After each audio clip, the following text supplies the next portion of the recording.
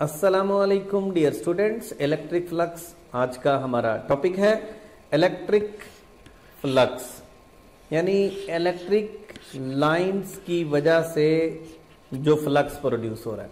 Flux किसको कहते हैं? फ्लक्स कहते हैं लाइंस का पास करना। फ्लक्स कहते हैं किसी मटेरियल का पास करना या लाइंस का पास करना। इलेक्ट्रिक में होगा इलेक्ट्रिक लाइंस का पास करना। आपने फर्स्ट ईयर में एक लफ्ज पढ़ा हुआ है फ्लक्स, वहां पर वाटर फ्लो करता था। एक बर्नौली की इक्वेशन की एप्लीकेशन है, टॉरिसेलीज थ्योरम। वहां पर पाइप में से वाटर फ्लो करता था पर second, volume per unit time, तो उसको हम कहते थे फ्लक्स, यानी वाटर उस पाइप में से कितना फ्लो कर रहा है। तो यहां पर क्या फ्लो कर रहा है, यानी क्या लाइंस या क्या पास कर रहा है? Electric field lines. So number of electric field lines, यानी number is important. Number of electric field lines passing, और ये भी इंपॉर्टेंट लफ्ज, perpendicularly through a surface area. किसी सरफेस एरिया में से number of electric field lines के पास करने को कहते हैं, उसकी तादाद को कहते हैं फ्लक्स। सपोज ये number of field lines pass कर रही हैं यूं,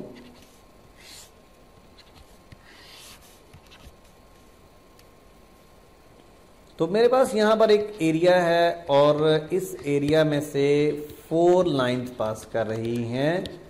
फ्लक्स इज 4। यही एरिया मैं अगर यहां पर ले जाऊं तो लाइंस है जनाब 2, फ्लक्स इज 2। फ्लक्स को किस सिंबल से शो करते हैं? This symbol is called phi. ठीक है, तो फाई सिंबल से शो करते हैं फ्लक्स को। तो number of electric field lines passing perpendicularly through a surface area is called electric flux. Electric flux पे डिपेंड करता है, इसको पढ़ते हैं हम। Flux is equal to E dot A, electric flux. It is dot product of electric field intensity and vector area. Flux एक scalar quantity है क्योंकि ये है स्केलर प्रोडक्ट, और फ्लक्स को आप ओपन करें, you will gate E A cos of theta. यानी इसकी डिपेंडेंस है 3 चीजों पे, 1, 2 और ये 3। इलेक्ट्रिक फील्ड इंटेंसिटी, एरिया और angle theta. Theta is angle between E and vector area. Vector area को हम इस तरह लिख सकते हैं, वेक्टर एरिया। याद रखिए, एरिया एक वेक्टर क्वांटिटी होती है। एरिया वेक्टर क्वांटिटी होती है और वॉल्यूम वेक्टर क्वांटिटी नहीं होती। ये एरिया वेक्टर क्वांटिटी इस तरह से होती है, जैसे आपको याद हो कि एक रेक्टेंगल है और ये रेक्टेंगल है जनाब, इसकी 2 साइडें हैं, लेंथ विड्थ, एरिया आएगा लेंथ इंटू विड्थ। ठीक है, ये स्क्वायर है तो 2 साइडों का मल्टीप्लाई करते हैं। लेकिन आपको ये भी तो याद है, चैप्टर नंबर 2 फर्स्ट ईयर में आपने पढ़ा था, एरिया ऑफ पैरेललोग्राम जो होता है वो होता है उन 2 का वेक्टर प्रोडक्ट।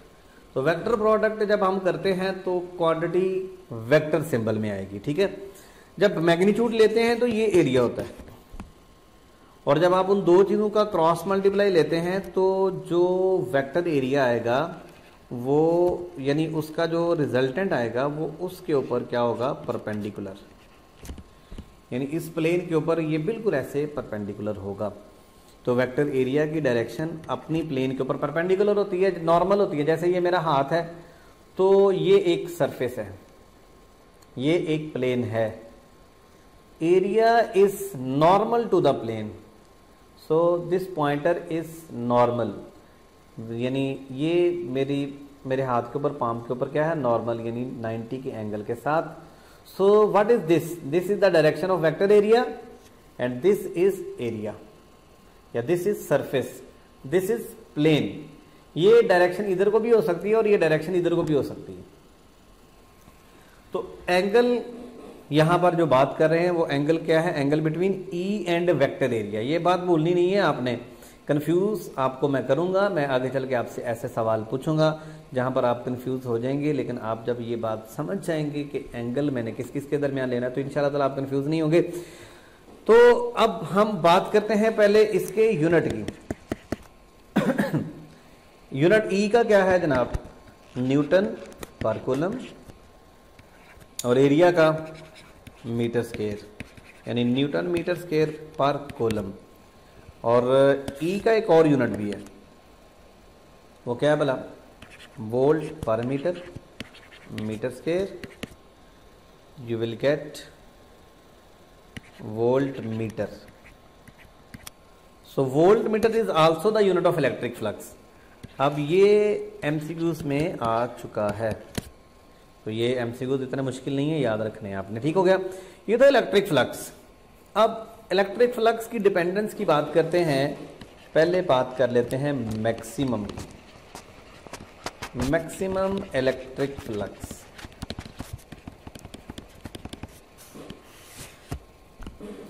सपोज हमारे पास ये एक प्लेन है और इस प्लेन के का एक अपना एरिया है और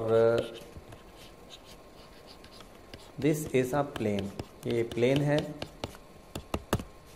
और ये क्या जा रही है? Electric field lines, electric field lines.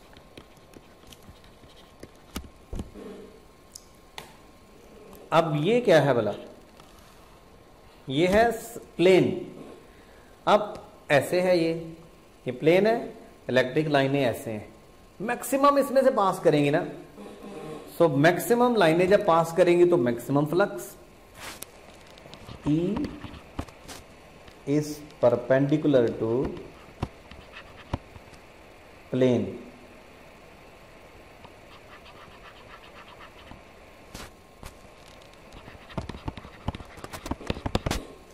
यानी electric field lines are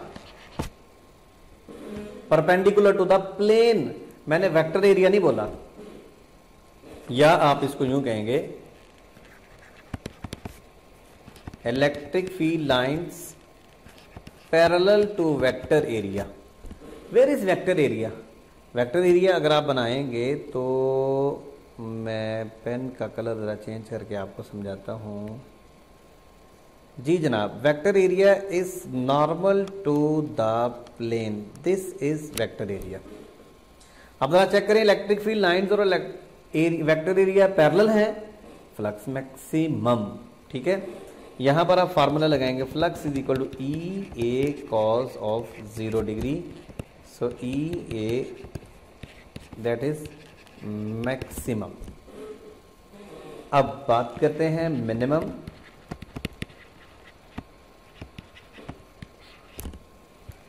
flux minimum flux के लिए डायग्राम बना लेते हैं जी। ये लें, डायग्राम बना रहे हैं।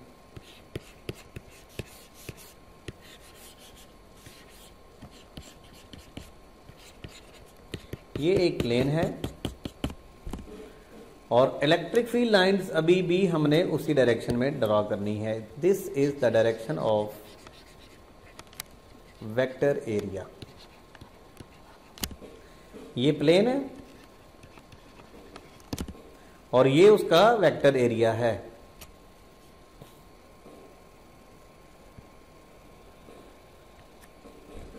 And this is electric field line. These are electric field lines.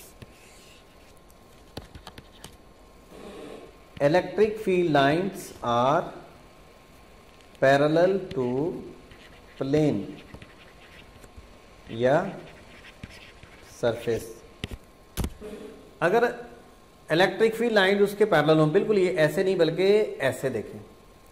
Now these are electric field lines, ये यूं गुजर रही हैं, इसको इसके अंदर से कोई नहीं गुजर रही। अब इलेक्ट्रिक फील्ड लाइन इसके अंदर से कहां से गुजर रही है? ये साइड से गुजर रही है, यहां से गुजर रही है। ठीक है ना, तो पिछले पेज पे मैंने आपको कहा था कि परपेंडिकुलर का लफ्ज जहन में रखिएगा।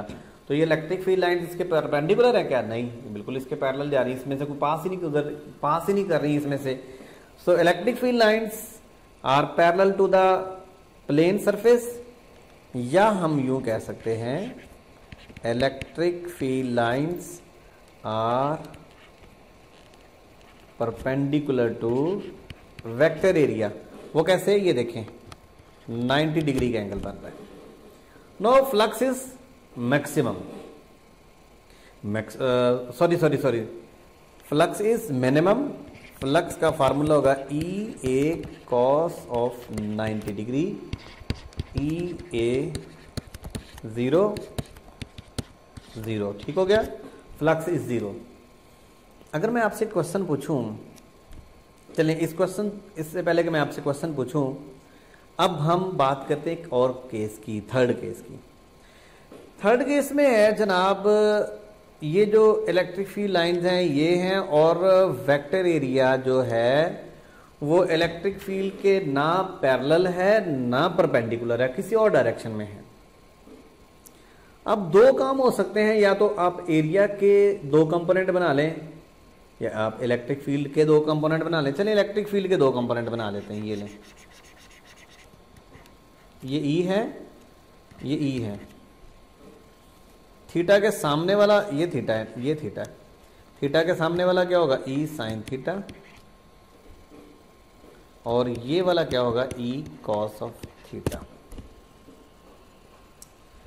अब E cos of theta, E cos of theta ये है, और ये थीटा है, और ये ई है, ये है ई sine theta.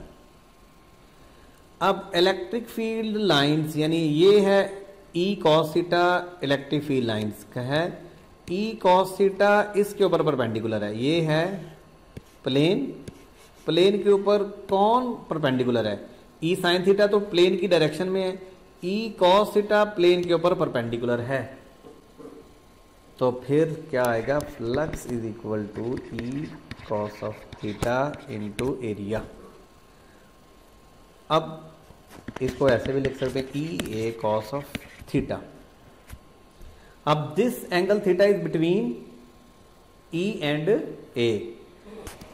Electric flux through a closed surface. ये क्लोज्ड सरफेस जरूरी नहीं है कि कोई स्फेरिकल हो, ये कोई भी शेप हो सकती है। Electric flux through a closed surface का मतलब ये नहीं कि वो स्फेरिकल हो, वो कोई आर्बिट्रेरी शेप हो सकती है। सपोज ये हमारे पास एक स्फेरिकल शेप है। Flux is equal to E dot A is applicable for flat surface. So this formula is only applicable for flat surface. अगर फ्लैट सरफेस है तो ये फार्मूला एप्लीकेबल है, अगर फ्लैट सरफेस नहीं है तो ये फार्मूला एप्लीकेबल नहीं होगा। अब ये जो हमारे पास एक स्फीयर है, overall sphere is not flat. Overall sphere flat नहीं है, तो हमने क्या किया, हमने ये काम किया कि ये जो स्फीयर है उसको छोटे छोटे पैचेस में डिवाइड कर लिया, और हर पैच को कंसीडर कर लिया कि वो क्या है, फ्लैट। अब इस चार्ज की वजह से इलेक्ट्रिक फील्ड लाइन इस तरफ को भी जा रही हैं, हर डायरेक्शन में जा रही हैं, ठीक है।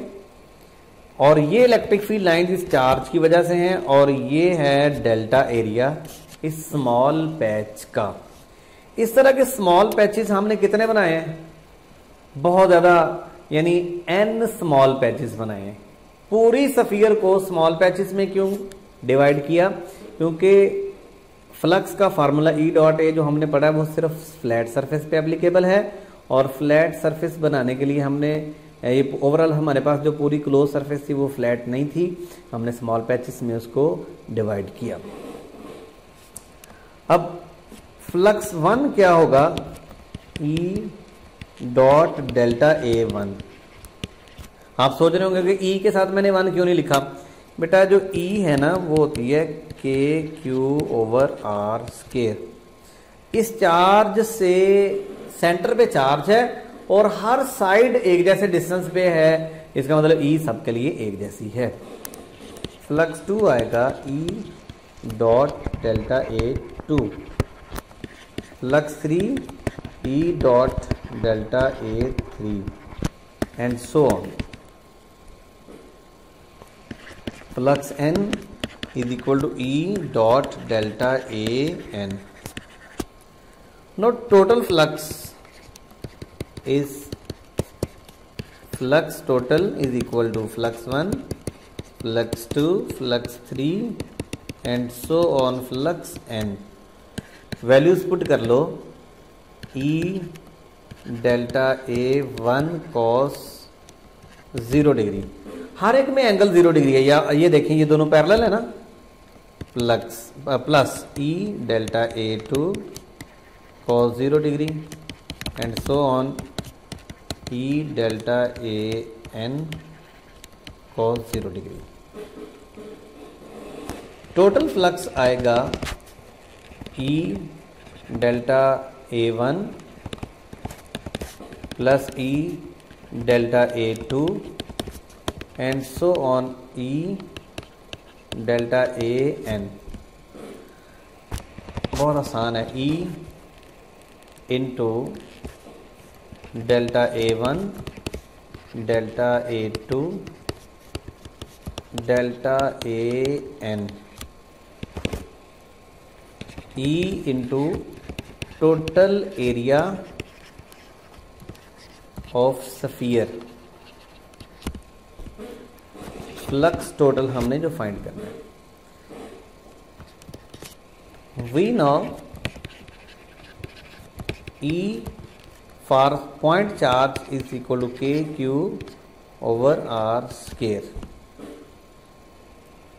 And area of sphere 4 pi are square होता है. एरिया ऑफ स्फीयर आपने याद रखना है. आपको पता होना चाहिए area of sphere 4 pi are square होता है. Put in 1 you will get k q over r square into 4 pi r square. k की वैल्यू को खोल दें. 1 over 4 pi epsilon not q over r square 4 pi r square. 4 पाई से cancel हुआ. r square के साथ q over epsilon not. Flux जो है वो किसके इक्वल आ गया? चार्ज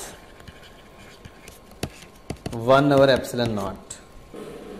इसका मतलब है कि फ्लक्स जो है वो डिपेंड नहीं करता